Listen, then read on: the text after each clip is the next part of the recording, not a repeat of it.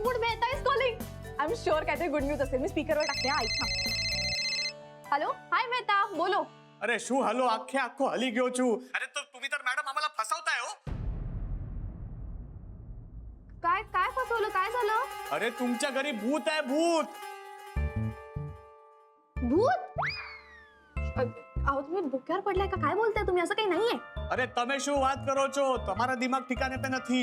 मी माझ्या डोळ्यांनी बघितलं, डोळ्यांनी. अहो काहीतरी काय बोलताय तुम्ही? असं खरंच काही नाही. आम्ही इतके दिवस राहतोय तिकडे, आम्हाला काही जाणवलं नाही तर. एक मिनिट मेहता एक्झॅक्टली काय झालं सांगाल का? काय प्रॉब्लेम आहे? अरे काय सांगू तुम्हाला मी. अरे ते मिस्टर आणि मिसेस देसाई तर एकदम घाबरून गेलेले आहे. ते बर्तन कैसे अचानक गिरने लग गए, मोमबत्ती एकदम अचानक ऐसे चलने लग गई, टीवी अचानक शुरू हो गया. अरे आप तो शू छे. तुम्ही काहीतरी काय बोलताय? असं काही नाही होत त्या घरात. अरे पण असं झालंय मॅडम. अहो आम्ही तिकडे राहतो इतके दिवस, आम्हाला कधी काही दिसलं नाही. मग एक काम करा, तुम्ही जाऊन स्वतः चेक करा. अरे मॅडम खरंच तिथे भूत आहे. आणि ऐका,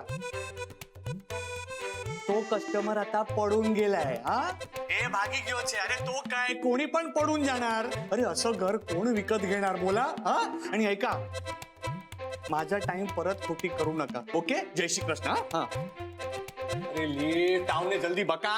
अरे यार हे काय नवीन प्रकरण घरात आणि भूत काही बोलतोय हा. दूर चल, लगेच घरी चल. चल चल चल, लेट गेट अप.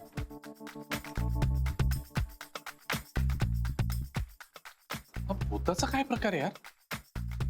चला झालं ते बरं झालं. गॅरी चल ना. आलो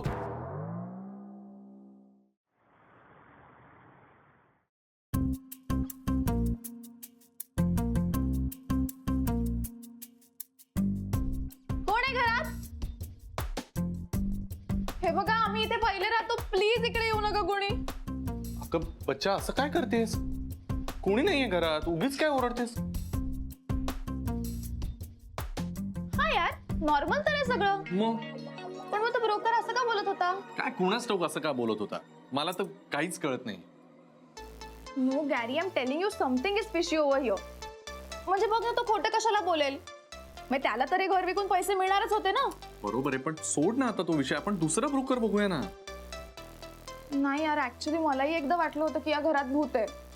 काही काय भूत नाही, एक मिनिट थांब. ऐक, या घरात किंवा तुझ्याशी रिलेटेड किंवा माझ्याशी रिलेटेड काही झालं ॲबनॉर्मल, तर त्यामागे मोस्ट ऑफ द टाइम्स राधिकाच कारण असतं. अरे यार आता आय एम टेलिंग यू, हे तिनेच केलं असणार आहे. आता बच्चा राधिकाचा काय संबंध? ती कशाला करेल हे सगळं?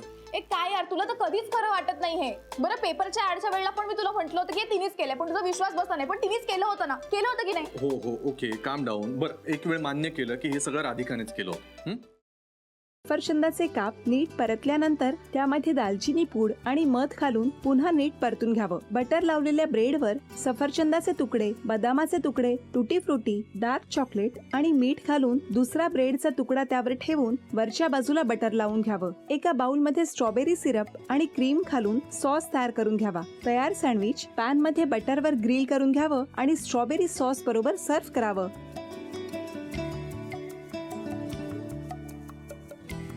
हे जेव्हा बोलत होते तेव्हा मी बघत होतो की या दोघांनी स्वतःचा संसार उभा केलाच, पण स्वतःच्या संसाराबरोबर अनेकांच्या आयुष्यात आनंद निर्माण केला. तो आनंद महत्त्वाचा. हसत राहा, आनंदी राहा असं म्हणत शुभेच्छा देऊया. आणि ही झी मराठीकडून भेटवस्तू डेव्हिड तुमच्यासाठी. अभिनंदन.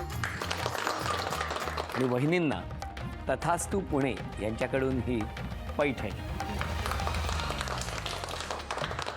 अभिनंदन.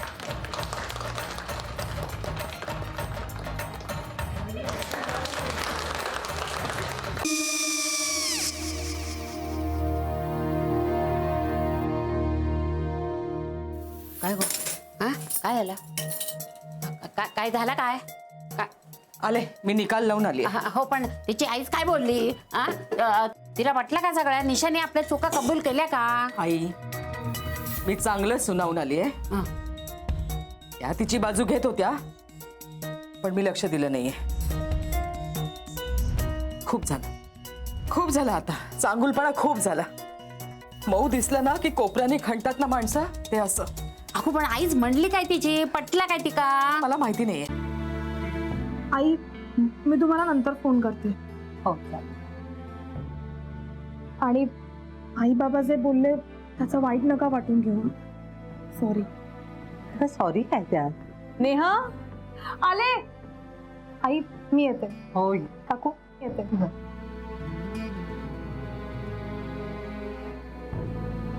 सावकाश जाग. हो हो. मग काय काकू, कधी उडवता लग्नाचा बार? बघूया.